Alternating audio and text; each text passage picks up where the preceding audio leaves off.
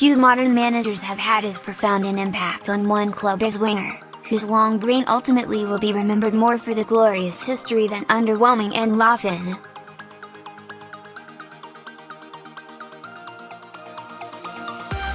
And so the credits finally rolled out, like reaching the end of some heaving biopic. It may take a while for Arsène Wenger to feel able to shake himself back into the real world, to emerge blinking from that life intensely lived as manager at Arsenal Football Club, to take off the red and white spectacles and not assess everything through that prism.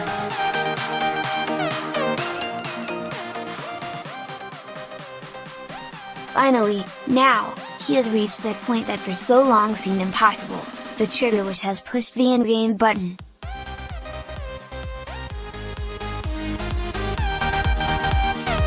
The mantra that he would always respect his contract, the stubbornness that made it so implausible that he one day would do that, has been blown.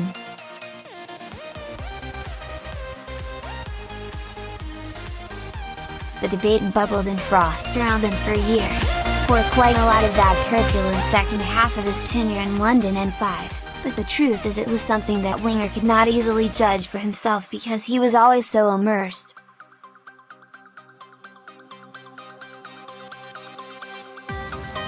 Bob Dylan caught the mood in inimitable style in one of his piercing love songs, "I Could Stay With You Forever and Never Realize the Time."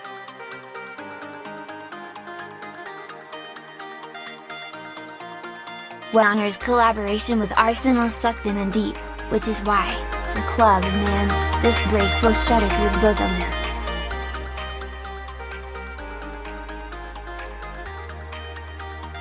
Moving on, after such a long spell in Fin.And, will be strange. Maybe it seems like yesterday, the cool January afternoon in 1989 when Wenger turned quizzically to the taxi driver who pulled up in the terraced streets near to Avenel Road and queried, "But where's the ground?"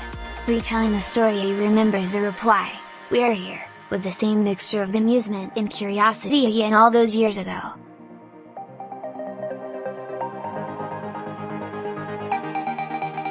A very first visit to Arsenal, when he was a 40-year-old manager of Monaco passing through London, puzzled him most of all because he could not quite believe a grand and famous old stadium could exist amongst what appeared to be ordinary streets full of ordinary houses.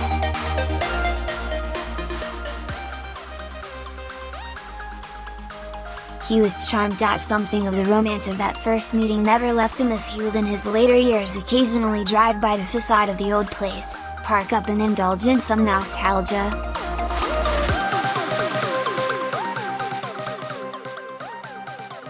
Maybe it seems like yesterday that he walked into a dressing room in the autumn of 1996 to find his squad coming to terms with the fact his inspirational captain, Tony Adams, had only days before announced his struggle with alcoholism.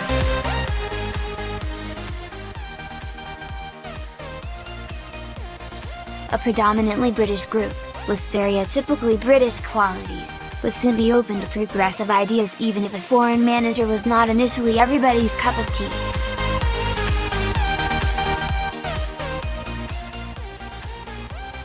Adams described his own skepticism as contempt before investigation, but would soon see how much there was to learn from a manager so different to those he came across before.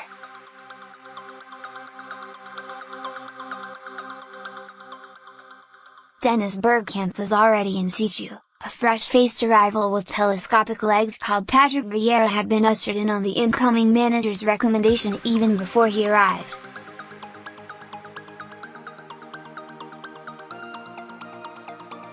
Before long, Wenger blended old and new perfectly to win the Premier League and FA Cup double.